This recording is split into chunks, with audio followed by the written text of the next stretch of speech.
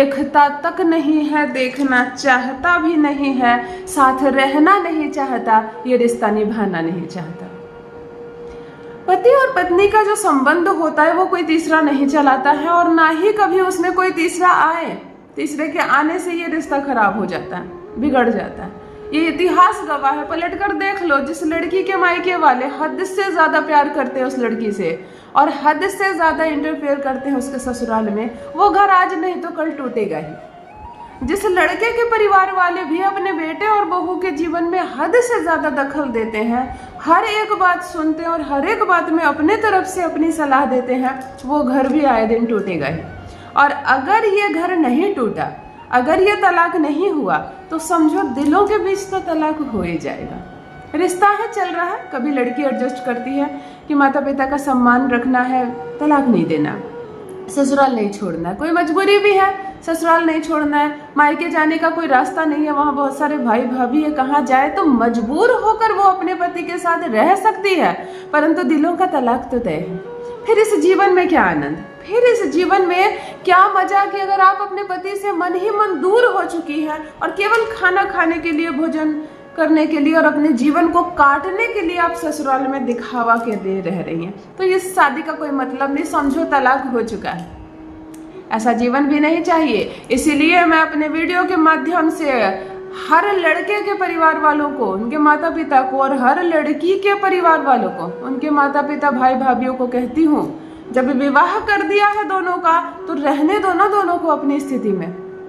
जब बहुत बड़ी समस्या हो तब आगे आना, कोई सलाह देना, लेकिन हर एक बात में, हर एक खुशी और हर एक दुख में आप लोग इंटरफियर मत करो। न जाने कितने घर टूट रहे हैं आप लोगों के प्यार की वजह से। इतना प्यार मत करो अपने बच्चों से, इतना प्यार अपने बच्चों से मत करो कि उनका तलाक हो जाए। बात समझ में आ गई गार्जियंस? चलो ध्यान से सुनो।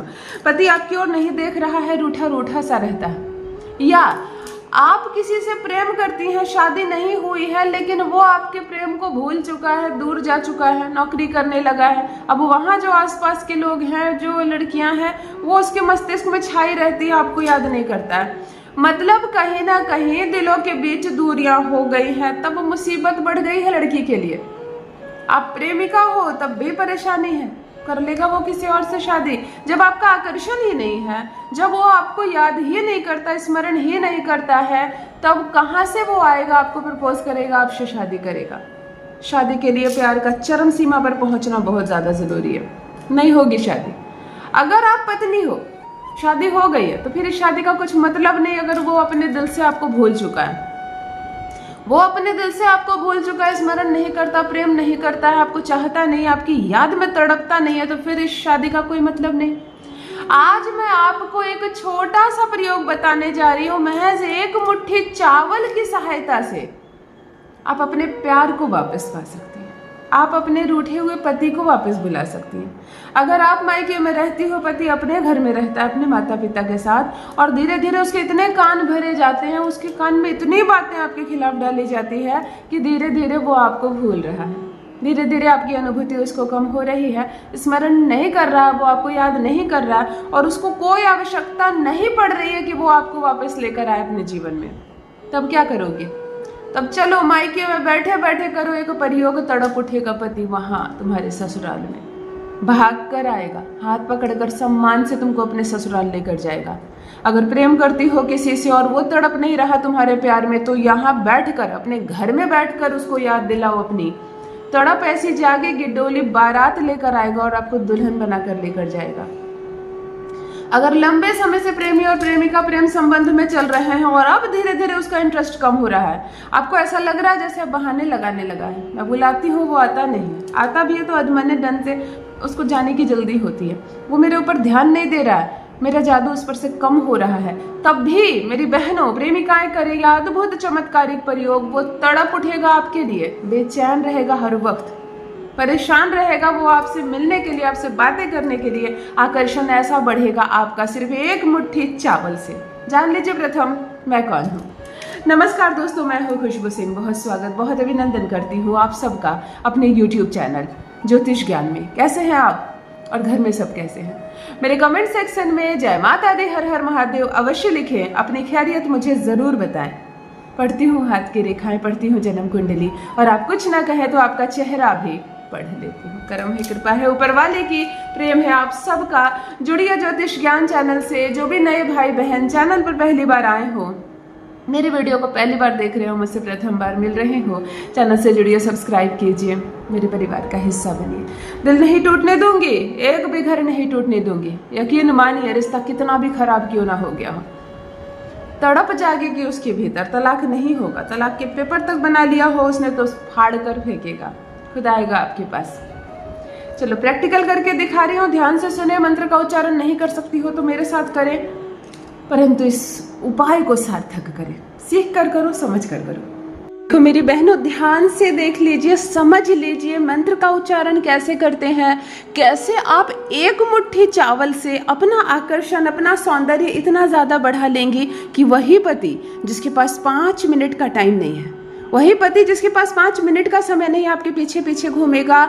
आप देख रहे होंगे यहाँ थोड़ा सा चावल है, लेकिन ये येलो क्यों दिख रहा है? मैंने वीडियो बनाने के लिए पहले ही 1 चुटकी हल्दी और थोड़े से चावल को मैंने ऐसे मिला दिया। मैं आपको बता दूं कि इसमें जल की सहायता नहीं लेनी है, इसमें हमें जल नहीं चाहिए, यानी कि चंद्रमा नहीं चाहिए, इसमें सिर्फ गुरु और शुक्र चाहिए।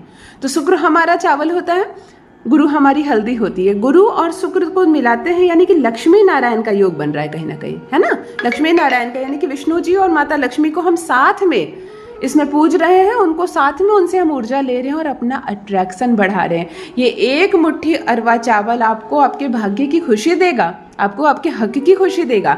आपके पति के पास समय नहीं है आपके लिए, वो देखना नहीं चाहता आपकी ओर, उसके पास टाइम इतना नहीं है कि वो इस गृहस्थी को समय दे।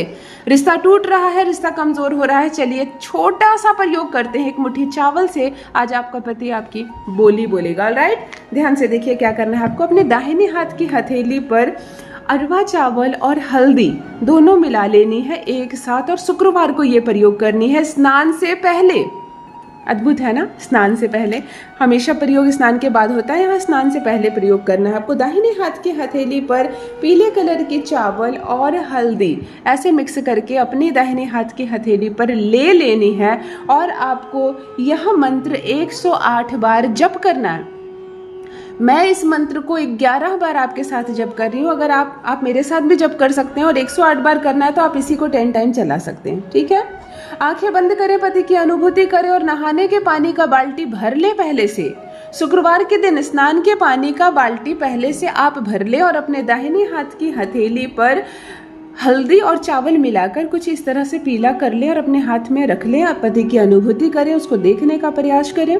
बिल्कुल वह जब दिखाई देने लगे, उसकी अनुभूति होने लगे, सकारात्मक रखना अपनी सोच, अपनी ऊर्जाओं को सकारात्मक रखना। सब कुछ अच्छा हो रहा है और सब कुछ अच्छा होगा, ऐसे विश्वास के साथ आप चावलों को ऐसे हाथ में रखकर आप कहोगी ओम द्राम द्रीम द्रोम सह शुक्राय नमः, ओम द्राम द्रीम द्रोम सह शुक्राय नमः, ओम द्राम द्रीम द्रोम सह शुक्राय नमः, ओम द्राम द्रीम द्रोम सह शुक्राय नमः, ओम द्राम द्रीम द्रोम सह शुक्राय नमः, ओम द्राम द्रीम द्रोम सह शुक्राय नमः, ओम द्राम द्रीम द्रोम सह शुक्राय नमः, ओम द्राम द्रीम द्रोम सह शुक्राय नमः, ओम द्राम द्रीम द्रोम सह शुक्राय नमः, ओम द्राम द्रीम द्रोम सह शुक्राय नमः, ओम द्राम द्रीम द्रोम सह शुक्राय नमः।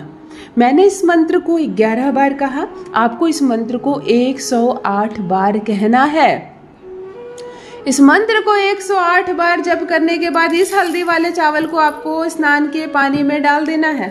आपको स्नान के पानी में डाल देना है और इसी जल से स्नान करना है, और ऐसा आपको प्रत्येक शुक्रवार को करना है। महज इतना करने मात्र से शुक्र उच्च का हो जाएगा, और चावलों के माध्यम से जब भी हम अपने शुक्र का प्रयोग करते हैं, जब भी हम शुक्र को अब चावलों के माध्यम से उच्च करने का प्रयास करते हैं, तो असर 2 गुना होता है।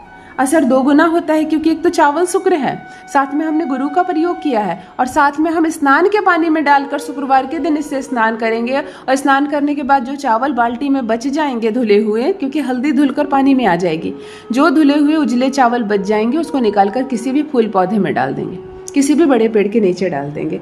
विश्वास के साथ प्रत्येक शुक्रवार को आप ये करें, और कम से कम 6 शुक्रवार करें और असर देखें। अपना अनुभव मेरे साथ भी अवश्य साझा करें। बहुत बहुत धन्यवाद।